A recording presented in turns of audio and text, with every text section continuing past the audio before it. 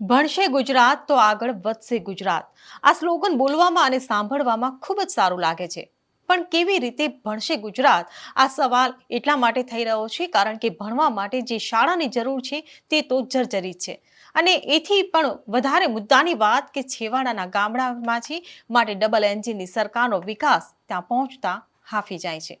ખેર, double એન્જિનની સરકાર તો નથી પહોંચી, પણ કોંગ્રેસના નેતા અર્જુન રાઠવા પહોંચ્યા છે અને ભાજપ પર પ્રહારો કર્યા છે. જ્ઞાન સહાયક યોજનાને પણ વખોડી છે. શું છે અને ક્યાંનો છે આ સમગ્ર મામલો, વાત કરીશું આ વિડીયોમાં. નમસ્કાર, હું હિરલ પરમાર અને આપ જોઈ રહ્યા છો નિર્ભય ન્યૂઝ.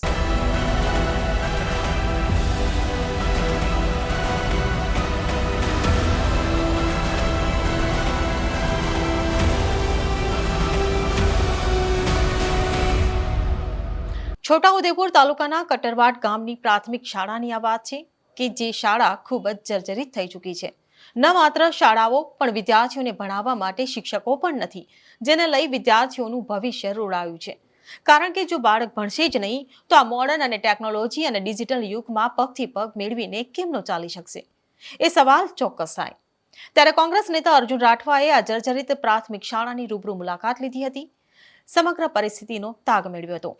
જે બાદ તેમણે ભાજપ સરકાર પર વિકાસની વેગવંતી વાતો કરતી ડબલ એન્જિનની સરકાર પર આકરા પ્રહારો કર્યા હતા. આ જ સરકાર જે જ્ઞાન સહાયક યોજના લાવી છે તે કેવી રીતે ખોટી છે તેની પર પણ આક્ષેપ કર્યા છે.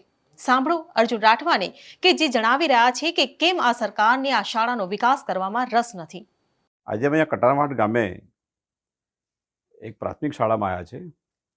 2 દિવસ પહેલાં આ શાળા વિશે મીડિયામાં આવ્યું હતું કે આ શાળા છે, પણ એ શાળામાં મકાન જે જર્જરિત છે અને આખા ગામમાં આ શાળાના જે બાળકો છે એ ગામમાં ક્યાંય ભણતા નથી, એમને બીજા ગામ જવું પડે છે.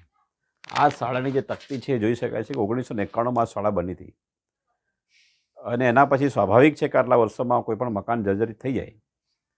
પણ કોંગ્રેસની સરકારમાં જે બનેલી શાળા છે એ શાળાનું સમારકામ પણ આ 30 વર્ષથી ચાલતી ભાજપની સરકાર કરાવી શકી નથી. અને આ જે ગામ કટરાવાડ ગામ છે, આ ગામ ગુજરાતના એવા એક એવું એક ગામ છે કે જેમાં સૌથી વધારે એ ગામમાંથી યુવાનો ફોજમાં છે, કોઈ આર્મીમાં છે, BSFમાં છે, ફોજમાં છે. એ ગામની શાળાની આ હાલત આ સરકારમાં થઈ છે. આ ખૂબ જ કમનસીબ છે. આજે મેં એ પણ માહિતી મેળવી છે કે છોટાઉદેપુર જિલ્લામાં 400 જેટલા જ્ઞાન સહાયકની ભરતી કરવામાં આવી હતી અને 400માંથી માંડ 200 હાજર થયા હતા અને 200માંથી 100 કરતાં પણ વધારે એ નોકરી છોડીને જતા રહ્યા છે. મતલબ 100 જેટલા શિક્ષકો, જ્ઞાન સહાયકો અત્યારે છોટાઉદેપુર જિલ્લામાં છે. તો દરેક શાળામાં આ શિક્ષકોની ઘટ આના પરથી બહુ સ્પષ્ટ થાય છે.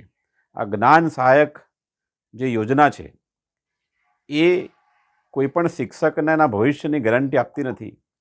એટલે બહારના જે શિક્ષકો છે એ શિક્ષકો આવી કોઈ પણ ગેરંટી વગરની 11 મહિનાના કરારવાળી નોકરી કરવા ઈચ્છતા નથી.